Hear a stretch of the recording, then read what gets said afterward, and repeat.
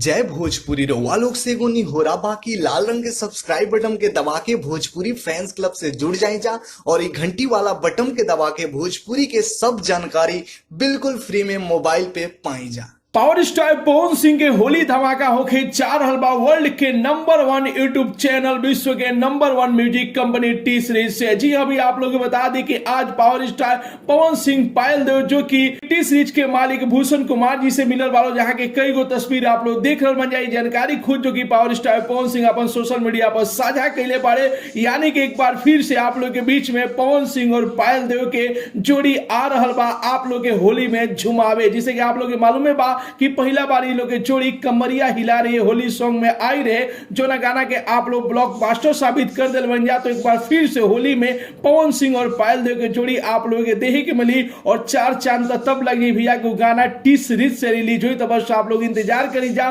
जितना भी power star Pawan Singh के फैंस की क्वेश्चन रहे कि आखिर कब पवन भैया इस साल के होली सॉन्ग लेके आई हन, तो आप लोग खातिर सबसे बड़ खबर बा कि पवन सिंह इस बार अपन होली सॉन्ग लेके आ रहा बारे टी सीरीज से। तो बस आप लोग इंतजार करी जा, बहुत ही जल्द आप लोग के बीच में गाना के पोस्टर रिलीज कर दिया जाए। फिलहाल में आप लोग के रिपोर्ट कैसा लगल और कितना बेसब्री से आप लोग पावर स्टार पवन सिंह के साल के पहिलका होली गीत के इंतजार कर रहे बन जा, अपन राय जरूर ही कमेंट बॉक्स में बताई जा। मिलत है भैया अगला वीडियो में एगो नया न्यूज के साथ है, तब तक के लिए बाय बाय, टेक केयर, जय भोजपुरी।